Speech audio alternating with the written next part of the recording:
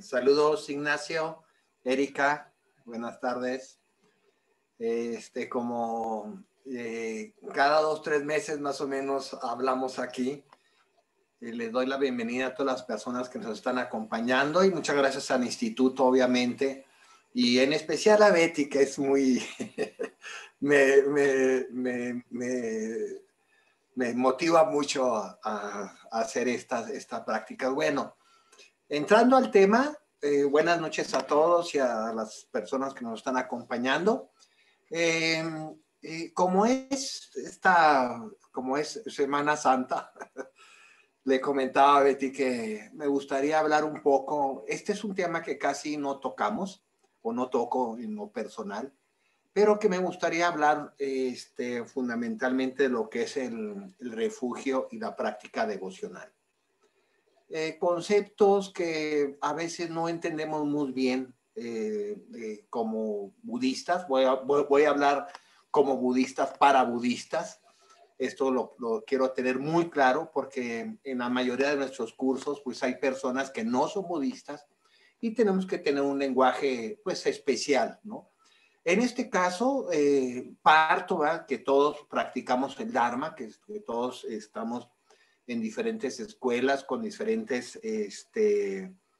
linajes. Entonces, pero me voy a referir a estos dos grandes, podríamos decir, dos grandes factores que todos los budistas estamos constantemente reflexionando en ellos: el refugio y nuestras prácticas devocionales. Voy a empezar por el refugio porque creo que en este mundo que estamos viviendo, en estas situaciones que estamos experimentando, ya verán la tercera ola que se nos va a venir ahora por tanta irresponsabilidad tanto de la sociedad civil como del gobierno, de estar en las playas, estar en discotecas, estar en restaurantes. Se nos va a venir una tercera ola. Pero pues es importante que sigamos nosotros teniendo conciencia del mundo y de lo que nos está en nuestras manos hacer frente a esto.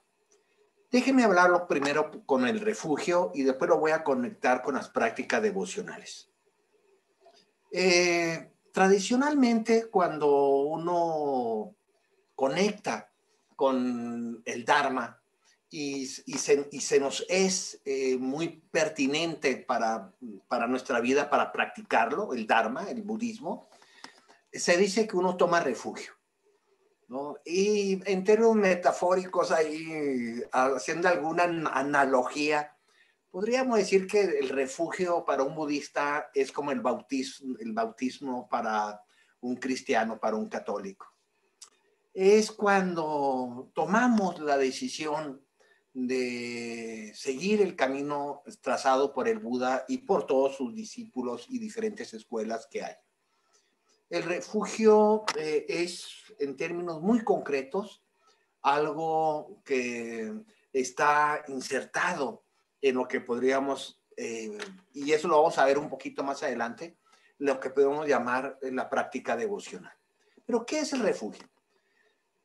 Hay que pensar muy seriamente este tema si uno quiere tener un desarrollo espiritual más o menos decente, en que todos, independientemente que seamos espirituales, religiosos, ateos, etcétera, todos tenemos refugios. Los refugios pueden ser de cientos de maneras. Algunas personas se refugian en el dinero, otros se refugian en el trabajo, otros se refugian en las parejas, otras personas se refugian en la... Un refugio quiere decir protección. Y esto es un primer elemento que tenemos que pensar como budistas. ¿Cómo te proteges? Y después viene la segunda pregunta: ¿de qué nos protegemos? Bueno, y aquí sí quiero hablar de los cuatro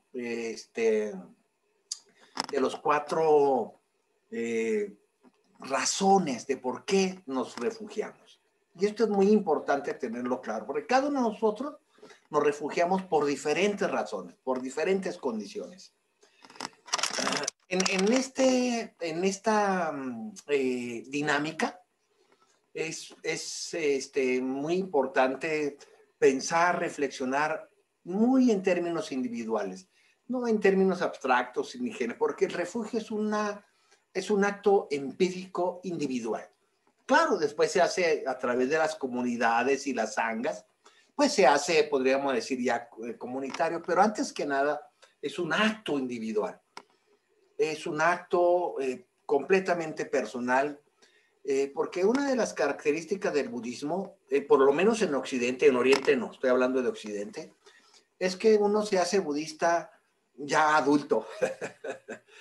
No nacemos budistas aquí. En otros países sí, obviamente estoy hablando de Sri Lanka, Tailandia, Myanmar, Vietnam, del Tíbet o lo que queda del Tíbet, en algunas zonas de China, de Rusia, donde las poblaciones, las regiones son budistas. Ahí sí se nace budista. Aquí no. En Occidente todavía no tenemos ningún país de mayoría budista. Entonces no nacemos budistas, nos tenemos que hacer budistas ya maduros, ya en etapas ya muy adelantadas, y algunos llegamos al budismo ya a los 30, 40, 50 años, ¿no? Entonces sí hay que tener esta conciencia que en el Oriente, en los países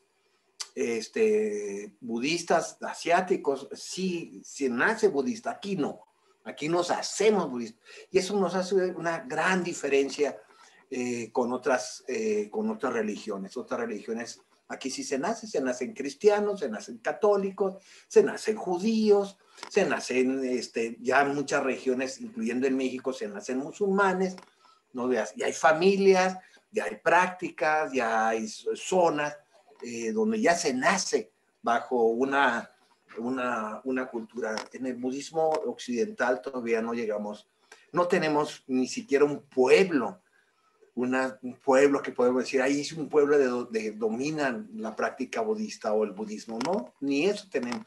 No tenemos ni una colonia, pues. No tenemos ningún fraccionamiento. Ay, ahí ese fraccionamiento la mayoría son budistas.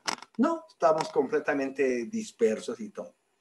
Pero con el tiempo, pues llegará si todo nos es favorable kármicamente, en que podamos ir construyendo en un futuro, esperemos que a corto plazo, algunas regiones, algunos pueblos, algunas ciudades ya mayoritariamente budistas. Y esto es muy importante porque uno llega al budismo por muchas razones. Pero hay una que podríamos decir que es genérica, ¿no? Que podríamos decir que es por la razón de los peligros que tiene la vida. El refugio lo hacemos para protegernos básicamente del sufrimiento y del dolor. Y así como muchos nos refugiamos en objetos mundanos, y no estoy haciendo una crítica de lo mundano como despreciable, sino en lo cotidiano,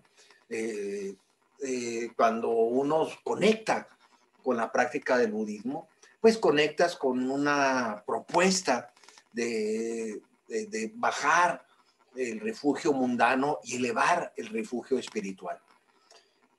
Lo mundano, les decía, pues nos refugiamos, la mayoría nos refugiamos dinero, familia, pareja, algunos partidos políticos, ideologías, en la ciencia.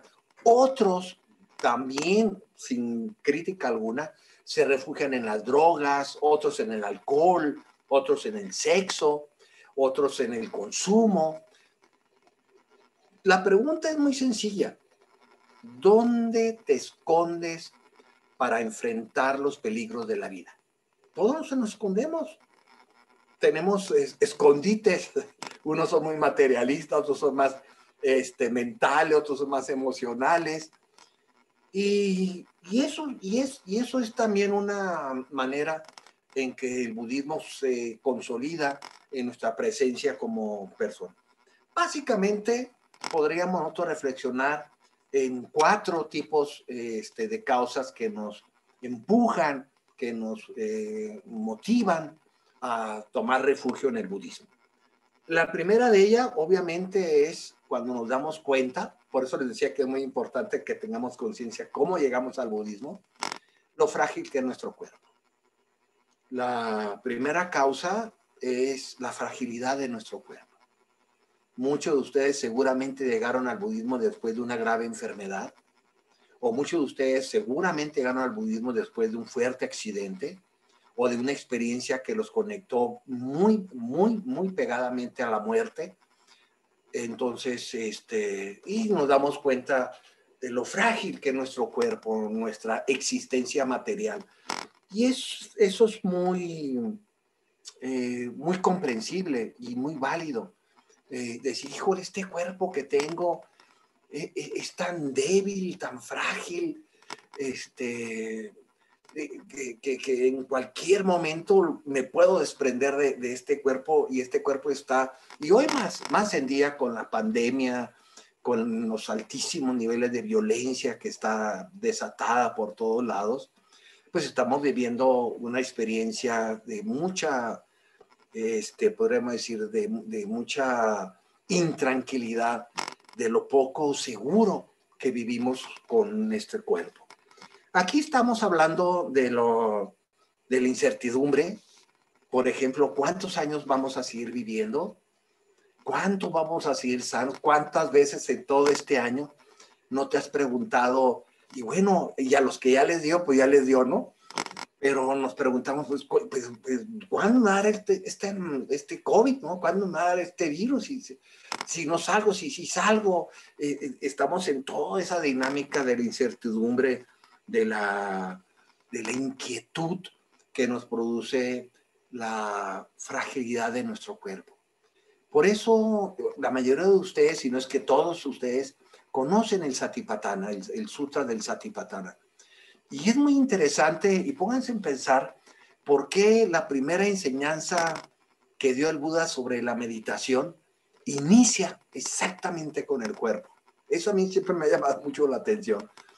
Cómo una persona que podemos tener un concepto que es muy espiritual, que está en una dimensión ya mucho más trascendente, te dice, ¿quieres empezar a meditar? Medita sobre tu cuerpo. El primer tema que toca el Buda en el Satipatthana, tu cuerpo, ¿no? Y ve tu cuerpo y siéntelo, y ve cómo se mueve, y ve cómo volteas hacia arriba, hacia un lado, hacia la derecha, hacia la izquierda, cómo respiras. El cuerpo. Entonces es bastante coherente decir que la primera causa en que nos refugiamos en el budismo es la fragilidad, la mortalidad de nuestro cuerpo, la gran incertidumbre del tiempo en que puede sostenerse la vida con este cuerpo. El segundo causa, esa es la primera causa. Betty, voy a tratar de dar unos 30 minutos más o menos a esto. Oiga, sí les voy a suplicar que algunos de ustedes se pongan en video, porque me siento muy raro. En mis cursos Zoom todos estamos, me siento muy raro no verlos y no sé con quién estoy hablando. ¿Qué pasa, maestro? Que, bueno, nos dan la instrucción de que apaguemos la cámara porque por YouTube estamos en vivo y luego nada más sale la cara de nosotros si hay algún movimiento, entonces para que salga nada más usted. Bueno, Pero bueno, pero yo estaría aquí. está muy raro. Bueno, los que le puedan poner el video, pónganlo, porque así me siento más personalizado. Me siento muy raro hablándole a puras letras. Lo sé, lo sé. Aquí me... En nuestros cursos Zoom todos estamos, casi la minoría es la que se quita el video. Y es más sanga, pues, se hace más comunidad, pues, ¿no? Se hace menos frío. Está muy frío así las puras letras, no, no está bien, ¿no? Es una petición nomás con cariño. Si lo quieren hacer está bien, si no está bien también. Bueno, la segunda causa es lo que podríamos mejorar nosotros, desde el punto de vista budista estoy hablando, es el temor que le tenemos al renacimiento.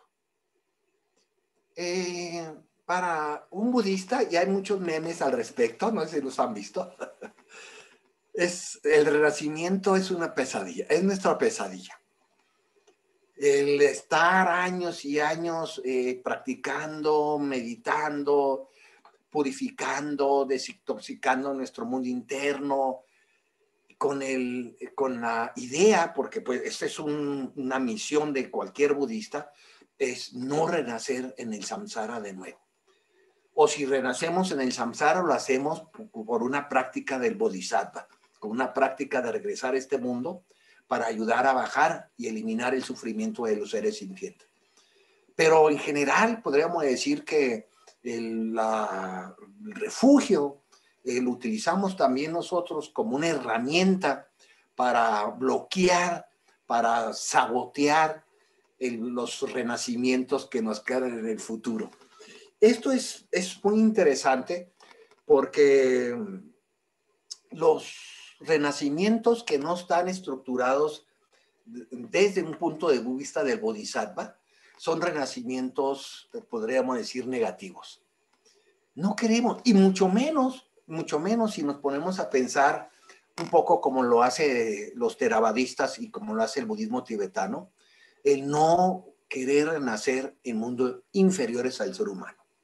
Como todos ustedes saben, desde el punto de vista budista hablamos de 6 reinos o 6 planos de renacimiento o 6 universos, ¿no? Esos 6 universos son de abajo para arriba, son el reino de los infiernos, el reino de los espíritus ávidos o pretas, el reino de los animales. Después vienen los otros 3 reinos, que es el reino de los seres humanos, que es donde estamos ahorita, los reinos de los semidioses o los asuras, y el reino de los dioses o de los suras o los divas, como les quieran llamar ustedes. En el Lamrim del budismo tibetano se dice que en el segundo tema del Lamrim se dice que el renacimiento humano, pues es el renacimiento más podríamos decir, de mejores condiciones para la iluminación respecto a los otros 5 reinos. Y realmente, por cierto, hay un 7º reino, ¿no? Que es el reino de los, los que están en la transición del bardo, ¿no? Que se dice en el budismo, los que están en la transición entre la muerte y el nuevo renacimiento. Realmente hay 7 reinos, no 6, pero en general hablamos de estos 6 reinos. Y allí, como una motivación fundamental en el Lamrim, se habla de la necesidad de que tenemos que tener terror, así se dice, ¿eh? Tenemos que tener mucho miedo en renacer en los reinos inferiores, en renacer en los infiernos, tanto el frío como el caliente, en renacer como un espíritu ávido, es decir, un espíritu codicioso, un espíritu ansioso, y no se diga renacer como animal. Y la toma de refugio en la práctica budista nos ayuda a bloquear esta conciencia para que no renazca en ninguno de estos 6 reinos que son empujados precisamente por nuestras acciones kármicas negativas. Es evitar a toda costa volver a renacer hacia abajo. ¿Y qué es lo que nos permite, además del refugio, bloquear o sabotear esta posibilidad de no renacer en mundos inferiores? Por cierto, hay ciertas escuelas del budismo, entre ellas el budismo Shan, el budismo chino, algunas escuelas del budismo chino, ellos postulan que cuando uno llega a renacer como ser humano, esto es interesante también, ya no es posible que bajes. Eso es muy buena noticia, ¿no? Ellos dicen, bueno, si ya renaciste como un ser humano, lo que hagas, ya no vas a bajar, no seas lo que seas. La mayoría de las escuelas budistas no comulgan con esta idea, sino que manejamos lo que llamamos nosotros, yo le llamo así como una manera muy sencilla de explicarnos, la contabilidad kármica, ¿no? En la medida en que nosotros cultivamos y desarrollamos más karma positivo que negativo, en esa medida tenemos un mejor renacimiento, pero en la medida en que nosotros cultivamos más karma negativo que positivo, pues vamos hacia los reinos inferiores. De hecho, todos ustedes también conocen la rueda de la vida, de la muerte del tibetano, esa famosa rueda de los 4 círculos. El segundo círculo, bueno, el primer círculo es el círculo de la codicia, la aversión y la ignorancia, ¿no? Que están representados por una serpiente, por un puerco y por un gallo, un pato, ahí nunca se sabe muy bien. Y el segundo círculo es un círculo donde están personas de blanco cayendo hacia una zona negra y personas que están subiendo de una zona negra a una zona blanca, que son los renacimientos negativos y los renacimientos positivos. Está hablando precisamente de esta segunda causa de protección. Nos queremos proteger de los renacimientos inferiores, no de los superiores, de los inferiores, sí. Y por eso tomamos el refugio en las 3 joyas, como vamos a ver más adelante. La tercera causa de por qué tomamos refugio es muy importante también, quizá es la más sensible y la más concreta. Tomamos refugio básicamente porque queremos superar la experiencia de la insatisfacción. Queremos superar la experiencia de la ansiedad. Y este es un tema también muy sensible para nosotros. Nuestro mundo occidental, nuestro mundo moderno, nuestro mundo capitalista, es un mundo donde el problema de la insatisfacción y de la angustia, y hoy en día está disparado obviamente por los estados emocionales que ha traído el tsunami de la pandemia, tenemos muchas experiencias de insatisfacción. Quizá ya en nuestro mundo que vivimos hoy en día, en general, el dolor ya no es tan problemático. Tenemos medicinas contra el dolor, tenemos terapias contra el dolor. El gran problema que tenemos en términos emocionales es la insatisfacción. El no sentirnos a gusto, principalmente con lo que somos. El siempre traer una sensación de que nos falta algo, o el siempre traer esa famosa sensación de que nos sobra algo.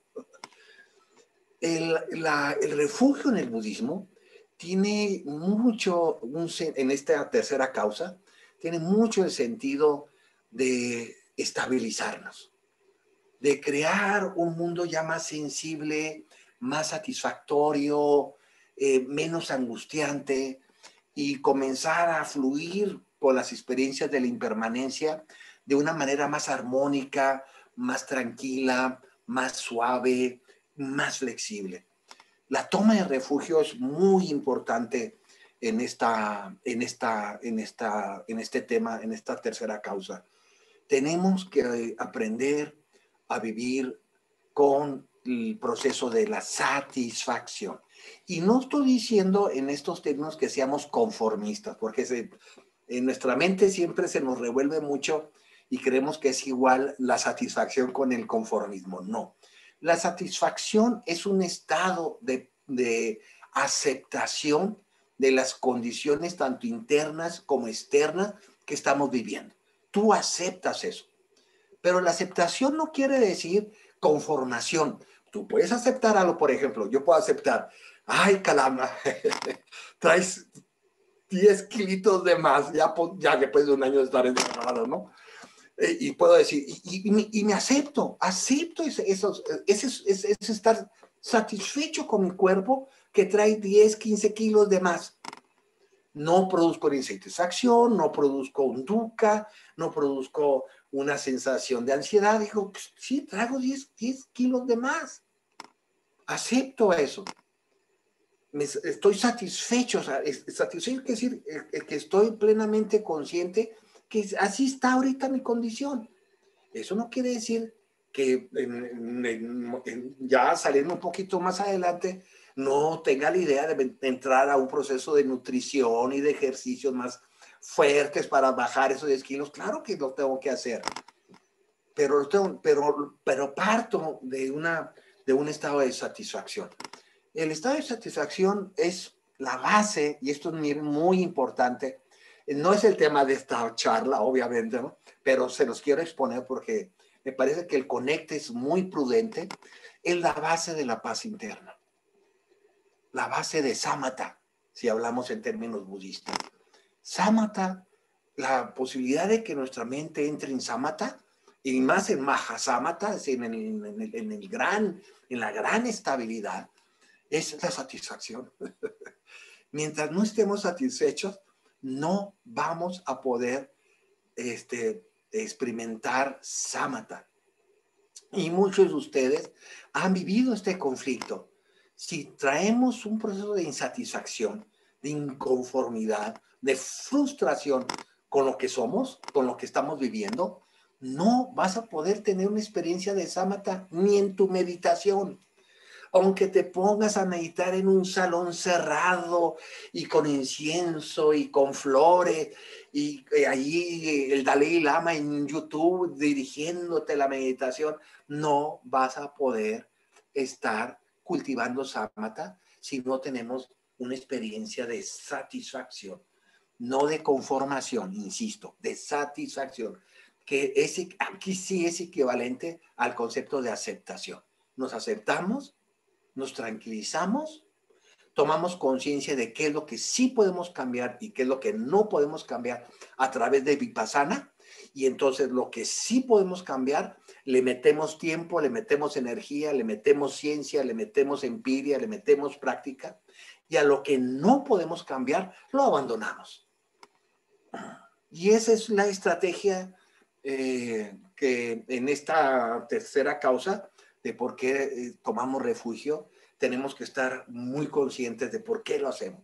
Porque el refugio nos ayuda precisamente a tomar las decisiones más correctas en los términos de qué es lo que necesito para crear un estado de samatha, para crear un estado de vipassana, para crear un estado donde esté reconciliado con la vida, que por cierto incluyen la práctica del perdón, y qué es lo que necesito para abandonar aquello que no me está haciendo favorable, que me está creando frustración, que me está creando dukkha, que me está creando dolor. ¿Qué hago para abandonar esto y qué hago para cultivar esto?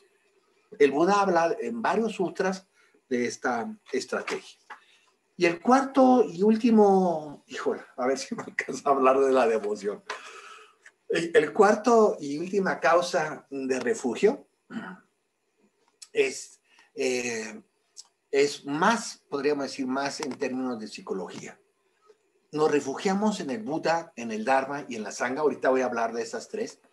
Básicamente para abandonar nuestro ego, para abandonar nuestra egocentricidad, para abandonar nuestro ensimismamiento. Y esto es muy importante. Cuando uno toma refugio, me imagino que ya la mayoría de ustedes tomaron refugio en el Buda, en el Dharma y en la Sangha. Lo hiciste básicamente porque querías un poco salirte de ti, salirte de tus problemas, de tus conflictos, de tus ensimismamientos, de tus prejuicios, de tus frustraciones, de tu ira, de tu coraje, de tus ansiedades, y decir, quiero irme a otro lugar, ya estoy harto de mí. ¿No? Uno se harta de uno mismo. Y por eso tomas refugio y dices, quiero el Buda, quiero el Dharma, quiero la Sangha.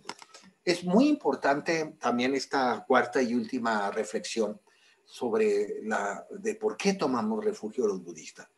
Lo tomamos porque necesitamos abandonar este ego. Y aquí el Buda tiene grandes enseñanzas. En nosotros tres causas también, pero en esta también tiene un sutra que algunos de ustedes seguro conocen, que es el Sutra de No Alma, donde él nos demuestra y empieza Siddhartha Gautama, el Buda, a pensar en lo que hemos llamado en la literatura del Dharma la vacuidad del yo, sunyata del yo. Y uno puede pensar a veces así si no tienes mucho que hacer, ¿no? Te pones a pensar, ¿por qué Siddhartha Gautama, el Buda, se pone a pensar y da enseñanzas sobre este no yo? ¿Por qué tanta importancia a este no yo?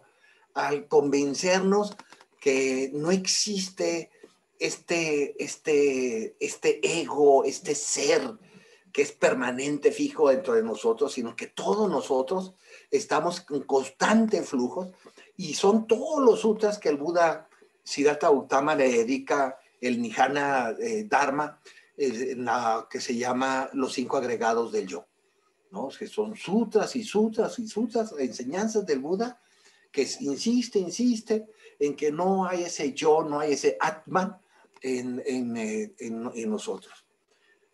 Cuando uno se da cuenta de ahora como decía Kundera, de la insoportabilidad del yo, en la levedad del yo,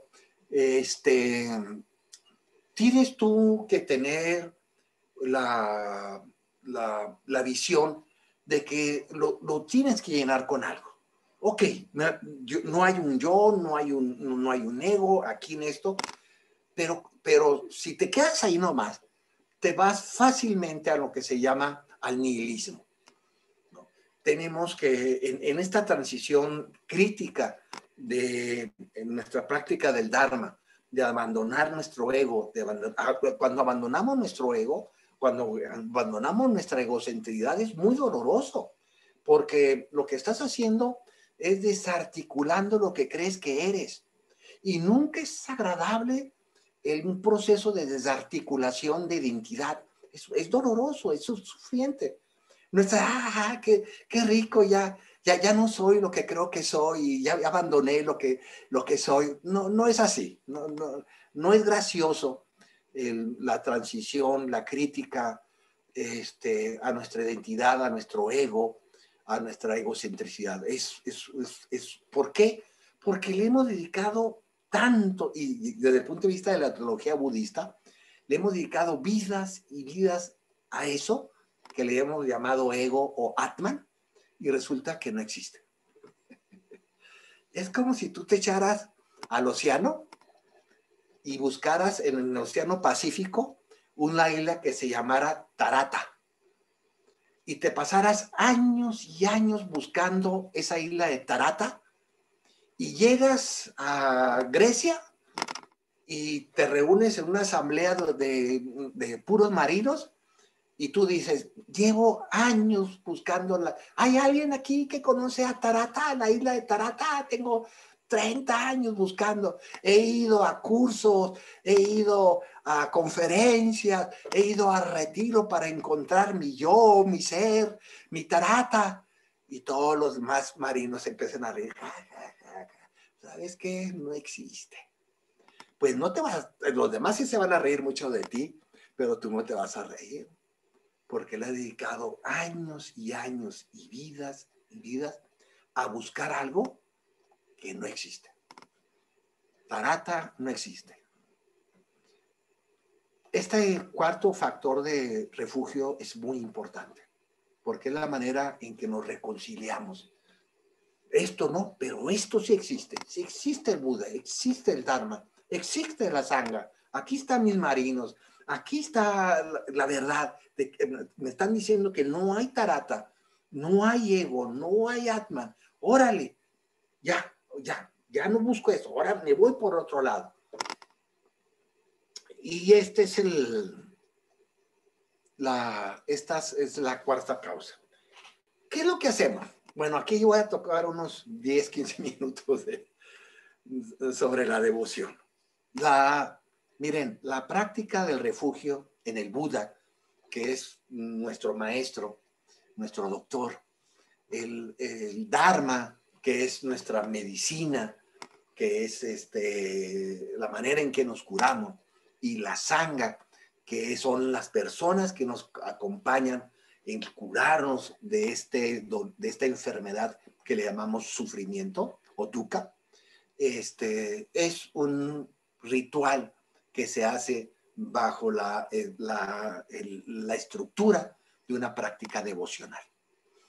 Y me voy a tomar unos 15 minutos para ir cerrando la cuestión devocional. Y lo voy a ligar con la práctica del refugio.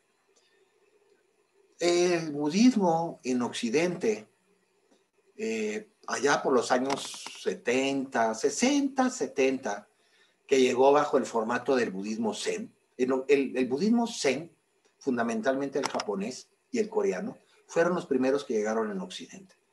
Y si estás aquí en México, y bueno, los que están en Argentina también, van a darse cuenta que de los inicios del budismo en nuestras tierras, en nuestros países, vino bajo el formato del budismo Zen.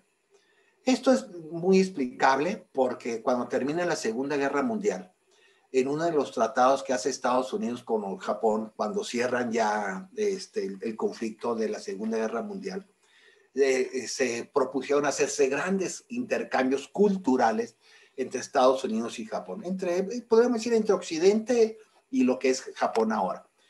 Y los japoneses, como siempre, han sido muy exportadores. Lo primero que hicieron exportar aquí, inclusive en México, y Argentina, y Brasil, y Colombia, en los 60 y 70, exportar sacerdotes zen, que exportaron primero.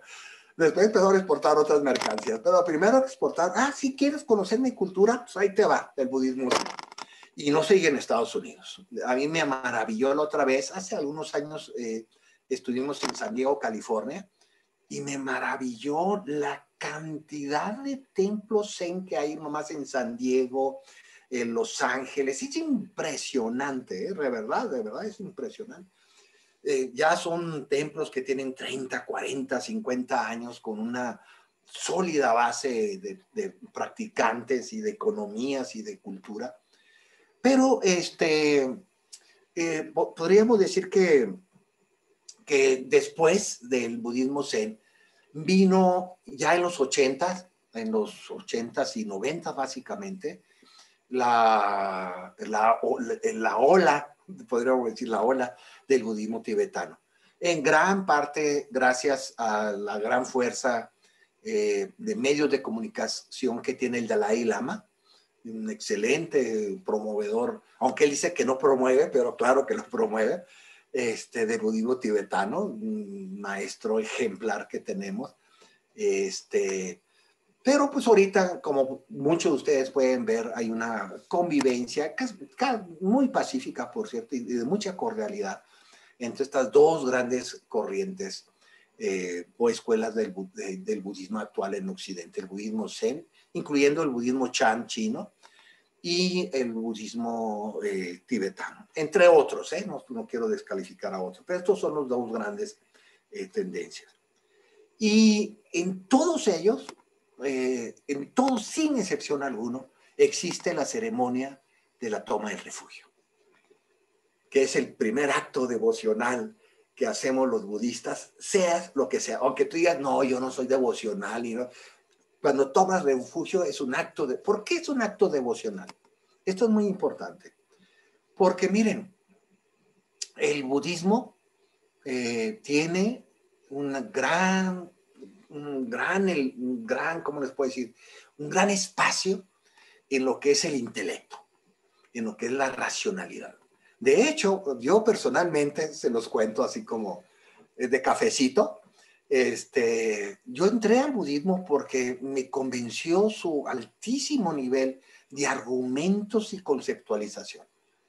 Vengo yo, ya no soy tanto, espero, ¿no? Pero yo venía de mucha academia, me formé ya finalmente en el Colegio de México, pues imagínense. Entonces lo conceptual, el argumento, me conectó de una manera impresionante. Pero me fui dando cuenta con los años que era muy importante la práctica, el otro lado del budismo, la práctica ritualista, la práctica devocional, lo que podríamos llamar con mucho cuidado la práctica de la fe. Porque si nos quedamos en la racionalidad, como tiende mucho a quedarse, por ejemplo, las personas que utilizan el budismo como práctica psicológica, o práctica filosófica exclusivamente, que está bien, no lo estoy criticando, pero me parece que se quedan muy cortos en lo que puede proporcionar la que es, podríamos decir, una visión más genérica del budismo. La práctica racional, conceptual, intelectual, argumentativa, tiene que acompañarse de una práctica más sentimental, más emocional, más creativa, más lúdica, más imaginativa. Y ese mundo, en el mundo devocional, no funciona el argumento, porque yo me he discutido con otros budistas en esto. En el mundo devocional no metamos la lógica y la razón. No funciona. Es absurdo querer hacer de las emociones un pensamiento y es absurdo querer hacer de los pensamientos una emoción. Son cosas, sí están conectadas, obviamente, no estoy diciendo que no, pero no son lo mismo. En la práctica, le voy a poner un nombre, en la práctica analítica del budismo, ahí sí entra la lógica, la razón, la definición correcta de los conceptos, la estructura de las categorías correctamente jerarquizadas, la lógica, inclusive la matemática. Acuérdense que el budismo es muy matemático. Miren, nomás pónganse a pensar. Los 3 sellos de la realidad, las 4 nobles verdades, los 7 factores de la iluminación, los 8 factores del noble camino, los 5 agregados. ¡Úchale! Y ahí sale los 32 signos del Buda. Y ahí dale. Está llena de números. El campus analítico del budismo está llena de números porque están llenas de argumentos y de razones. El campo devocional está llena de imaginaciones. Está llena de eones, de billones y billones de renacimientos. Está llena de billones y billones de bodhisattvas. Está llena de billones y billones de universos. Ahí se destraba completamente la lógica matemática del budismo analítico y se convierte en una práctica devocional. ¿Qué es devoción? Devoción es una entrega de confianza sobre algo que no entendemos muy bien, pero que nos disponemos a absorberlo. Y esto se conecta con el principio de la fe. Cuando tú tomaste refugio, cuando dijiste yo tomo refugio en el Buda, yo tomo refugio en el Dharma, yo tomo refugio en la... O Namo Buddhaya, Namo Dharmaya, Namo Sangaya, como quieras, como hayas tomado tu refugio, o yo tomo refugio en el Buda como mi maestro, yo tomo refugio en el Dharma como mis enseñanzas y tomo refugio en la Sangha como mi comunidad espiritual para ayudar a todos los seres sintientes, etc. Cuando tú haces eso, no sabes en lo que te estás metiendo, para empezar. Cuando uno toma refugio, lo tienes que hacer con un principio de fe y de mucha confianza, porque al no estar iluminados, no entendemos a cabalidad lo que es el Buda, mucho menos entendemos lo que es el Dharma y mucho menos entendemos lo que es la Sangha. Y decimos, yo confío porque me late. Así, ¿cuántas veces ustedes me han dicho eso? Uy, cuando se conectaron con el budismo, oh, me late. Así decimos, ¿no? Me late quiere decir, pues me conecta, me siento, está bien, oh, me llama la atención, sí, voy para allá. No estás ni argumentando, ni creando razones, ni causas, me late. Así es la toma del refugio. Y eso es una práctica típicamente devocional. En sánscrito, y esto es muy interesante analizarlo, la devoción se llama bhakti. Bhakti quiere decir prácticas internas y externas. ¿Qué quiere decir bhakti en sánscrito? Que es el concepto que se utiliza para las prácticas devocionales.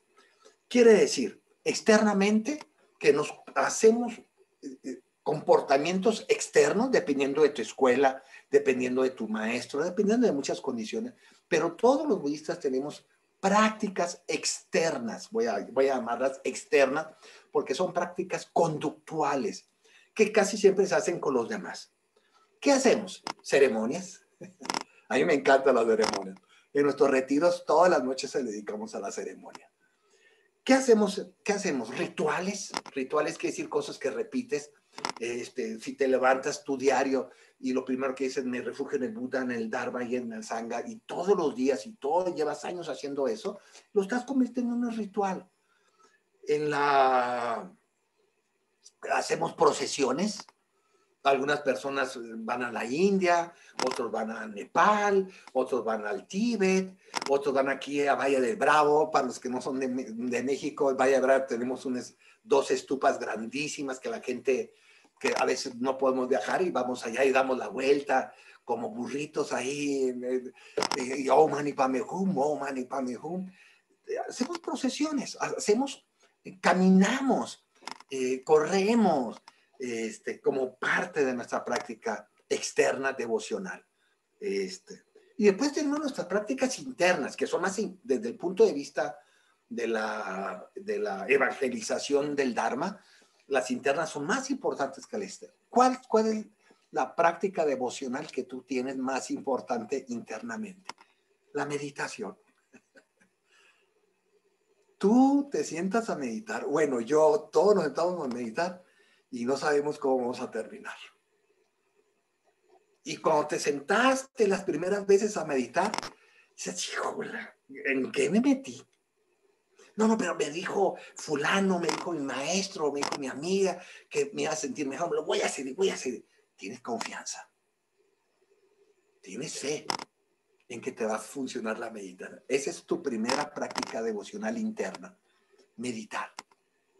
Y por eso la mayoría de nosotros terminamos meditando solos, porque la devoción interna no necesitas conectarte con los demás, necesitas conectarte contigo. Y la meditación es una práctica devocional interna, básicamente individual. Claro que es muy agradable, pues todos también han estado en retiros o has estado, bueno, tenemos un año sin presenciales, ¿no? Pero hemos estado en meditaciones colectivas, son padrísimas, hace una energía increíble, ¿no? Pero lo que hacemos fundamentalmente es la devoción. ¿Qué otras cosas hacemos devocionalmente en términos internos? Recitación, o lo que podríamos llamar los mantras. Todos, o la mayoría, si no todos, todos. Hay una escuela china, por cierto, que a mí me encanta, que es la escuela Amitabha, y son millones y millones, no son una secta, son millones y millones de chinos que están en esta escuela de Amitabha, y lo único que hacen ellos es recitar Amitabha, Amitabha, Amitabha. Y su visión es que entre más millones y millones de veces puedes recitar Amitabha, al morirte vas y renaces en tu chita, en el mundo fuera del samsara. La recitación de mantras es una práctica muy devocional. Porque, a ver, les voy a poner un ejemplo sencillito para darnos cuenta de lo que estamos hablando. Cuando tú recitas Om Mani Padme Hum, Om Mani Padme, aunque puedas estar tú visualizando en Buda sentado en el loto, o puedes estar visualizando las 6 prácticas del Bodhisattva, el Om Mani Padme Hum, cada uno de esos sílabas va representando cada una de los paramitas, etcétera.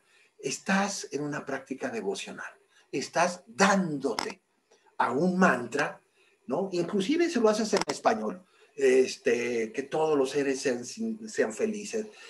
Se fijan cuando nosotros decimos, y eso lo hacen todas las escuelas también, que lo que estamos diciendo cuando recitamos este mantra de que todos los seres sean felices. ¿Sabes a lo que te estás refiriendo con todos los seres? Los billones y billones y billones, incalculables seres que hay. Y no nomás estamos hablando de los seres que están abajo de la tierra, que están arriba de la tierra, los seres que viven en el agua, los seres que viven en el... Estamos hablando de los seres que viven en otros planetas, en otros universos. Es una locura. Y no nos volvemos locos, porque es una práctica devocional. Claro, si tú te pones a pensar, ¿y quiénes son todos los seres? ¿Y cuántos seres hay? Pues si te vas a volver, o sea, si le metes la racionalidad al mantra de que todos los seres sintientes sean felices, ya lo rompiste. Ya no cumple su misión de estructurar una mente dármica. Por eso es muy importante tener muy claro la diferenciación de la práctica devocional y de la práctica analítica dentro del budismo. Bhakta quiere decir la persona devota. Y en el budismo, podríamos, en términos así muy generales, podríamos decir, entre otras maneras de clasificar el budismo, podríamos decir que el budismo hay tres grandes clasificaciones del budismo. Podríamos hablar de un budismo que se inclina hacia la sabiduría, hacia el conocimiento, hacia la psicología, hacia la explicación, ¿no? Podemos decir que hay un fuerte, y en Occidente tiende mucho a ver esta tendencia del budismo como un área de estudio, que es muy válida, ¿eh? Maitreya, por cierto, es el Buda de la sabiduría. Después hay otra sección que es muy poderosa también hoy en día, y ojalá sea cada vez más, que podemos decir que es la tendencia a cultivar la compasión, a cultivar el amor, el cariño, la ternura hacia todos los seres sintientes. Podríamos llamar que esta es hacia las emociones, hacia cultivar emociones positivas, hacia cultivar relaciones sociales, económicas, políticas, culturales, basadas en la ahimsa, en la no violencia, en la ternura, en mantener a la naturaleza, en defender a los débiles, en proteger a los que están amenazados. Podríamos ver que es el budismo compasional, o el budismo amoroso, como le quieras llamar, no importa. Y después hay una tercera escuela, pues esto son para que tengan una visión así genérica de la práctica devocional. ¿Qué podríamos decir que es el budismo devocional? Es el budismo de los rituales. Gran parte del budismo zen son ritualistas. Es cuando se ponen a escribir, cuando hacen la ceremonia del té, cuando barren, todo eso son rituales que están metidos en lo que podríamos llamar nosotros la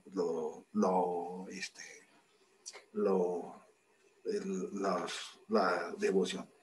Híjole, pues me quedan muchos temas, Betty, pero no me gusta robar tiempo y ya me he procurado autodisciplinarme mucho.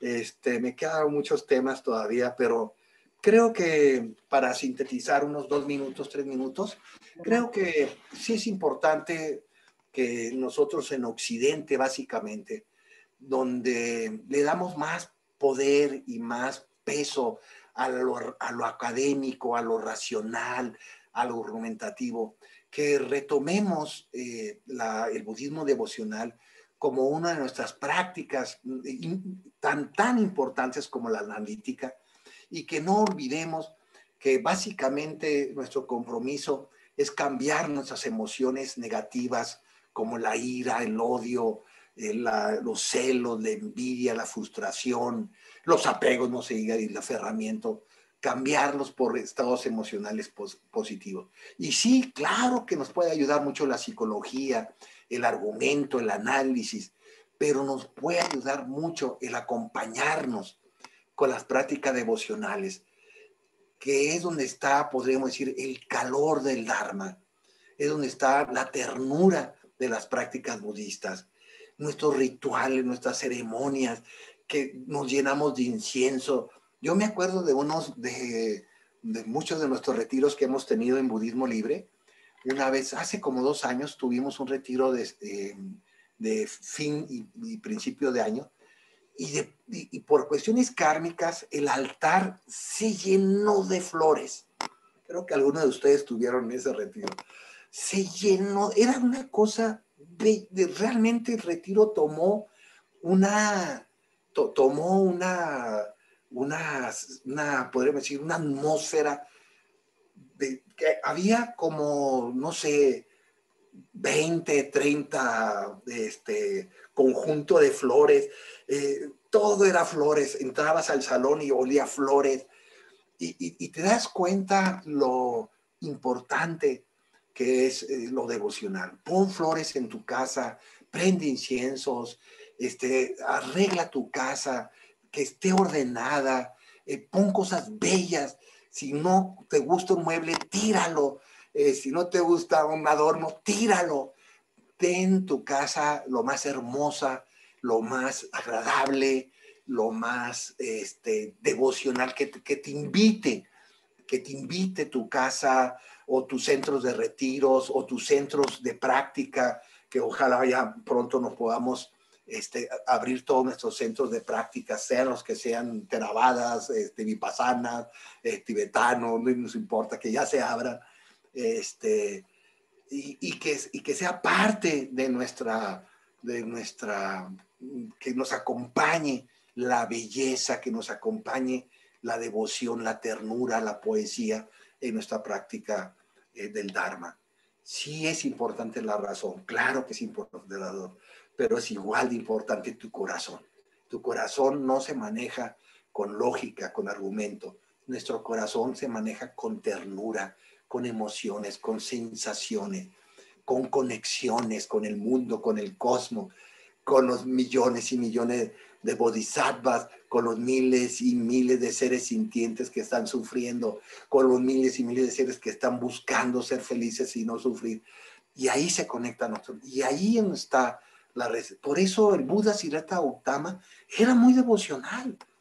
Sí, era muy racional. Tú puedes leer sutras del Buda increíbles, ¿no? De una racionalidad, de una puntualidad que todavía yo creo que no hay nadie que lo haya superado al Buda. Bueno, por eso somos budistas, ¿no? Si no, no seríamos budistas. Pero vean también sus sutras devocionales, que son increíblemente mágicos, conectados con esta confianza cuando nos damos al Buda, al Dharma y a la Sangha, que son nuestro verdadero refugio. Es allí donde nos refugiamos, y nos refugiamos con esta capacidad devocional que está impregnada del perfume de la confianza, del amor y de la compasión. Es todo, Betty. Muchas gracias por su escucha. Muchas gracias, Marina. Te cedo la palabra para las preguntas y respuestas. La verdad es que un tema que le apasiona, que se hizo que se me chinara la piel, todo lo que nos dijo al final, es verdad. Todos somos parte de esta gran sangha y de esta enseñanza. Sin una no puede existir la otra. Marina, te dejo el micrófono. Gracias, profesor Calama, de verdad que excelente, me gustó muchísimo. Yo que vengo del Zen, que practico el Zen desde hace muchos años, pues sí, el ritual, todo lo que es la parte ritual en el Zen es muy importante. También es importante porque nos ayuda a captar esa atención, observación sobre nosotros mismos. Creo que es parte importantísima del ritual, ¿no? El poder, el estar atento nos ayuda a enfocar más la mente. Bueno, quería ver si habían preguntas, pero hay una pregunta que quería hacerle sobre la fe, ¿no? Siempre se habla en el budismo que no hay dogma de fe. Voy a ser aquí como abogado del diablo, ¿no? Pero sobre todo para la gente que nos está escuchando, que a lo mejor tiene muy poco, conoce muy poco del Zen, ¿no? Si no hay dogma de fe, entonces esa fe es la fe en la práctica, en el Dharma, en la confianza. Sí, es que el concepto de fe para nosotros está estructurado mucho en la cultura judeocristiana. Y desgraciadamente se conecta mucho con el dogma. Pero nosotros, por lo menos en el budismo tibetano laico, hablamos de 3 tipos de fe. Llamamos de la fe de la autoridad. Por ejemplo, tenemos fe en el Sutra del Buda, ¿no? Cuando uno lee un sutra y sabes que viene del linaje de Buda, del Siddhartha Gautama, pues tienes fe en que estás leyendo una enseñanza autóctona, ¿no? Que es una fe. Ya lo crees, aunque no lo hayas leído. Esa es la primera fe. La segunda fe le llamamos la fe es sobre los textos sagrados, ¿no?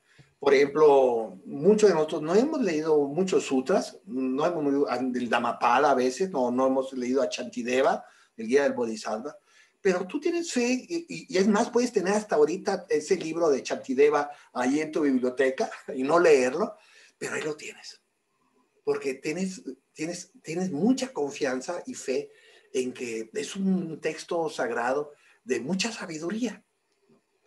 Y después hablamos de la tercera fe, que es la fe que podríamos decir la fe en el conocimiento, la fe intelectual, ¿no? Que tú ya sabes dónde andas. Por ejemplo, dejarte un ejemplo sencillito. Si vas a bueno, pues cuando lo abra, ¿no? Si vas a Six Flags, a que es una zona de juegos, te van a dar un mapa, ¿verdad? Te dan un mapa. ¿Están de acuerdo? Te dan un mapa. Y entonces tú, en ese mapa hay diferentes caminos. Aunque tú no estás viendo, esa es la tercera fe, aunque tú no estás viendo el juego de los carritos que tú quieres ir, aunque no lo estés viendo tú empíricamente, tú dices, si tomo este camino, voy a llegar a los carritos. Eso es fe. Porque ni has visto el juego de los carritos y estás en un mapa, que es un mapa que no es la realidad, obviamente, sino es una representación simbólica de esa realidad. Y tienes fe en que ahí están los carritos, porque hoy te lo dieron en la entrada, tú ves que nadie está rezongando que el mapa ese es una mentira, ¿no? Y esa es podríamos hacer la fe del conocimiento. Cuando la fe no tiene estas 3 características, es una fe dogmática. Y ahí pues sí entramos, el budismo, eso lo hemos dicho muchas veces, el budismo no maneja la fe dogmática. Y a mí me gusta más bien hablar de el budismo no maneja dogmas, que es diferente, ¿no? O sea, principios no fundamentados. Perfecto, buenísimo, gracias. Bueno, en el chat tenemos una pregunta de Ivette Motolinia. Dice, la desarticulación del ser, la cual conlleva al abandono del ego, tiende a suceder en la soledad únicamente. Eso es una pregunta. Entendiendo la soledad como un estado del ser en la cual está sin compañía. O, pregunta, ¿es necesario el sufrimiento para que se lleve a cabo esa desarticulación? ¿Qué es más prometedor para crecer en el ser? ¿Hacerlo, la desarticulación en el sufrimiento o en la soledad sin sufrimiento? Miren, la desarticulación del yo, que es un tema muy problemático para los psicólogos y para los psicoanalistas, porque para ellos es todo lo contrario. Para ellos la sanación emocional está en cuanto a la articulación del ego. Para un budista es el inverso. Para un budista la sanación emocional está en la desarticulación de ese ego. Se puede hacer de 2 maneras. Se puede hacer, si eres una persona, ahora sí, con mucha confianza en ti, si eres una persona con poder, podríamos decir, con poder de carácter, de personalidad, no te va a costar mucho la desarticulación hacerla de manera individual. Pero lo recomendable es hacerlo acompañado. Porque para un occidental este tema es, como les decía en la plática, es muy doloroso. Es muy inquietante. Y es muy fácil caer en el nihilismo, caer inclusive en actitudes suicidas si desarticulamos el yo y no lo reintegramos en la perspectiva desde el punto de vista budista del refugio de las 3 joyas. Porque entonces sí, si desarticulas el yo y no llenas ese vacío con nada, pues vas a estar en la depresión, en el sinsentido de la vida, completamente vacío internamente. Entonces todo depende de la personalidad. Si tienes una buena personalidad, una personalidad bien hecha, bien estructurada, no le veo mucho problema que está, como le hacen los solitarios, ¿no? Los practicantes solitarios. Y de esta desarticulación del ego o del yo con mayúscula, hacerlo de manera individual. Pero lo más recomendable, para eso es la sangha, para eso existe la sangha, para que esta desarticulación egoica, ¿no? La hagamos acompañados. Es lo mejor, ¿no? Para eso es la sangha. Los amigos espirituales, que por cierto se llaman mitras, ¿no?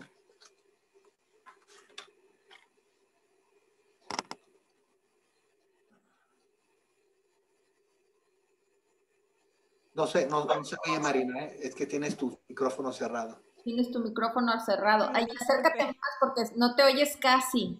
Ok, disculpen. No. Es que estoy con el micrófono externo. Ok. La pregunta de nuevo, una segunda pregunta, dice, al recitar la práctica devocional, entre paréntesis, compasión, recitando lo primero que toque mi mente, rayaría al raciocinio si me imagino el objeto o el ser en mi mente. Ejemplo, que todas las flores estén bien, felices y en paz, y en automático mi mente se imagina la flor.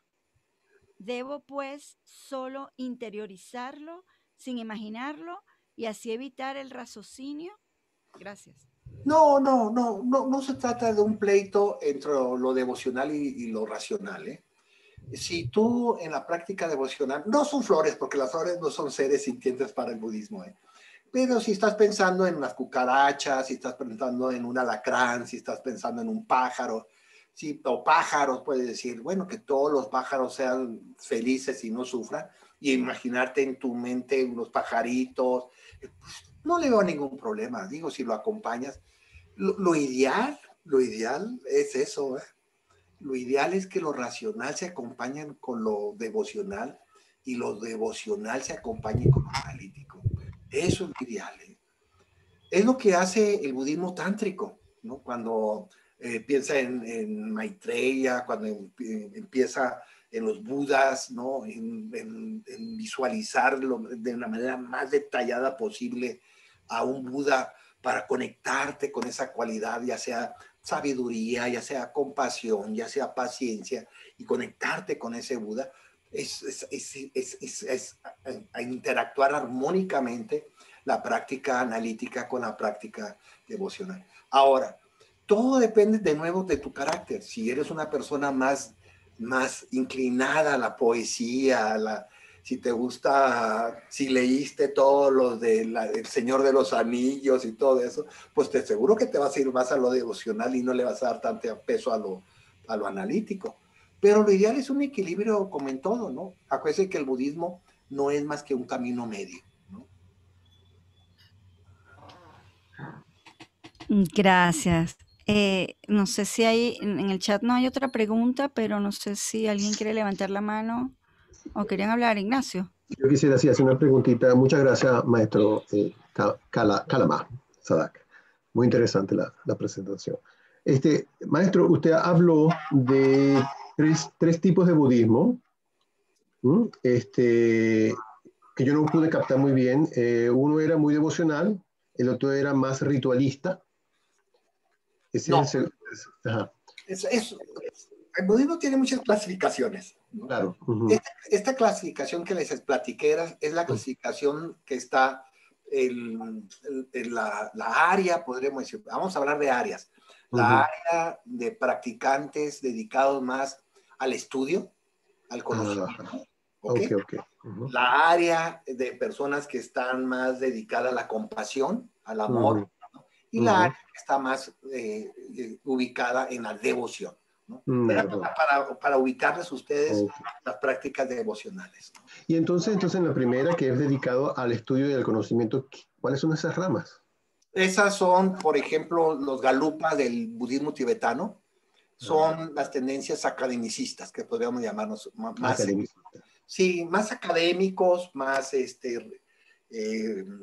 librescos, no en términos críticos lo estoy diciendo, porque se ve. Y los grandes estudiosos académicos son los theravadistas, invariablemente. Son los maestros de todos nosotros, son ellos. Nomás agárrate la vida dharma para que sepas de lo que estoy hablando. Sí. Y entonces, en lo devocional, en la segunda rama, lo devocional, ¿cuáles son? No, la segunda rama era la de compasión y el amor. Ajá, compasión y amor. Ajá. ¿Esos son? ¿Cuál? ¿A dónde me entendí? ¿Qué me entendí? Muchos también, son muchas escuelas. Podríamos hablar, grandes escuelas del budismo tibetano son de desarrollo de la compasión. También el mismo Chan, y el de Amitabha, también de los chinos. Amitabha, sí. Sí, es de mucho. Tierra pura, ¿no? Tierra pura. Sí. Tierra pura. Claro, la tierra pura es el amor y la compasión. Sí. Y en lo último, el ritualista, usted mencionó Zen, la práctica del Chan, ¿no? Zen también, un poco más. Que puede ser un poco devocional, pero también es más ritualista, ¿no? Claro, sin lugar a dudas, los maestros del ritual budista son los budistas Zen. Por eso todo el mundo se encanta con ellos. Sí. Aunque el budismo tibetano, algunas ramas también son más ritualistas, ¿no? Sí, no sé si Nyingma. Los Nyingmas son ritualistas porque son más apegados a lo que se llama las religiones antiguas del Tíbet, ¿no? Bon. Sí, el más tradicional. Sí, entre más está acercado la escuela al Bon, más ritualistas se hacen. Porque fíjate que los galupas, que son del siglo XIV, que es la línea del Dalai Lama, pues empezaron en el siglo XIV y el budismo tibetano empezó en el siglo VII. Por eso son más académicos los del gorro amarillo que les dicen, ¿no? Sí. Gracias.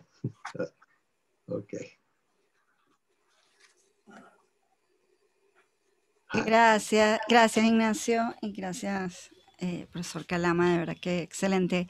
No sé si hay otra pregunta o alguien quiere abrir micrófono y preguntar algo directamente, puede hacerlo ahora.